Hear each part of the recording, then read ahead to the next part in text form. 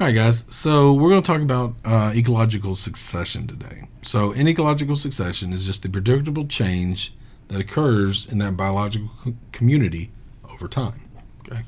So, just if I'm going to use letters for an example, we got community A is going to transition to community.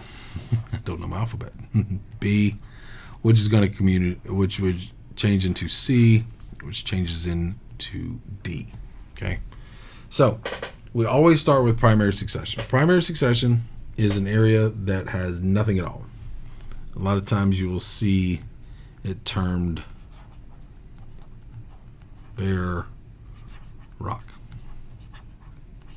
All right. So nothing at all, no nothing. It's got nothing going on.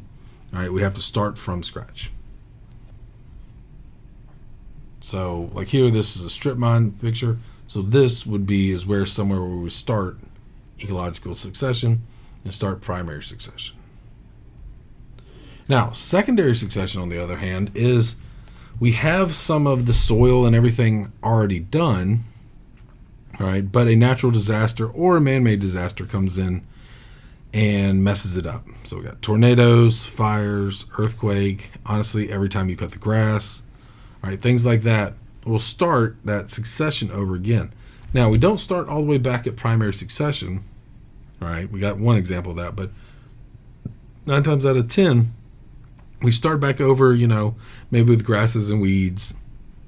Tornadoes will start, back with like maybe loblolly or pine forest, things like that. Where it comes in, kind of that's what we got here, right? It ripped up all these trees, all right, and we're going to eventually get back and progress to that final community. Okay, so, and when we start with secondary succession, it doesn't mean that, like I said, we have to start over. We're going to have something there. It's not going to take nearly as long.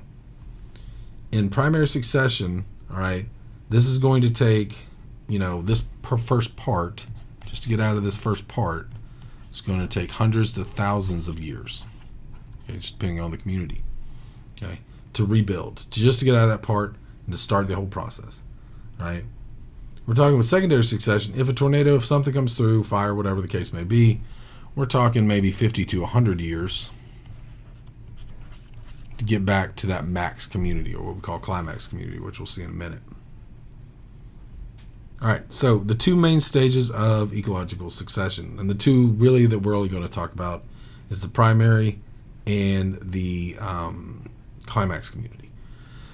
Now, primary is pretty much standard for all communities. You're going to start with that bare rock, all right? So we're starting at the very beginning. We have lichen, decomposers, and mosses, all right? It's going to look like this, all right? You may or not know what lichen is. If you've ever seen, like, essentially it looks like dried gunk flat against the rock, that's it. That's lichen. All right, so each little part here is a lichen colony, even this gray stuff right here. Right, these are all lichen colonies. Okay, so you see on this bare rock, we're starting to amass something that eventually will turn into soil. Okay, eventually we would go to here and then go to here, but in this primary succession, we always start right here. You go in your backyard, probably don't see primary succession. If you've ever been to Stone Mountain, you might see a little bit of it going on. Okay, you might see a little bit of that lichen stuck to the rock. You'll start to see dirt and stuff accumulate, and then over time you'll get soil, and then after a while you will get small grasses and stuff like that. The other one we're going to talk about is the climax community. Now, this is just a general term. Climax community is different all around the world, but climax community means, all right, we were at that bare rock lichen stage, went to B, got some small grasses, C, got some shrubs, D, got some soft woods like pines and stuff like that, and then last but not least we got E. Now E will continue on. There's no community to replace E, so that would be our climax community. That's the one that stays. Lots of parts of Georgia is oaks, hardwoods, things like that, especially up in North Georgia, Appalachian Mountains, areas like that. Down south we do have, if they're allowed to kind of do their own thing, we would have what we call a subclimax community, which is things like pines, which are naturally controlled by forest fires and stuff like that. Nowadays, there's people living all around, so we don't let the forest fires go. But well before we settled in and kind of took over, it used to be a community of just mainly pine trees. All right, so here is a good example of the general patterns that we see. Now, what we don't see on here is the bare rock stage, that primary succession. So here we are in primary succession. We can go from here all the way to here. Or just as a nice easy number, I'm going to give it takes 1,000 years to do this. Probably longer, but we'll say 1,000, right? Now, when you have secondary succession, which we talked about a few slides ago, something comes along and jacks all this up. Okay, all the way up to here. All this gets messed up. So now all it's going to do is start here and then move forward again.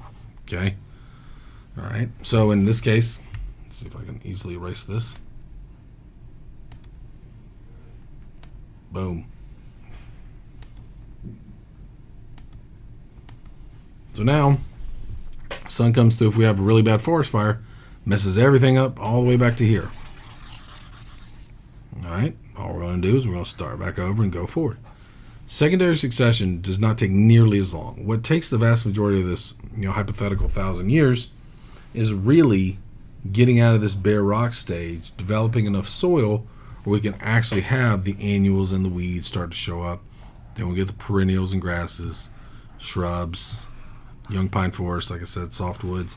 Then eventually a hardwood forest is where we're going to go, especially in the southeast, especially in North Georgia area. All right, that's really it. It's pretty straightforward, pretty simple. If you have any questions, as always, bring them in.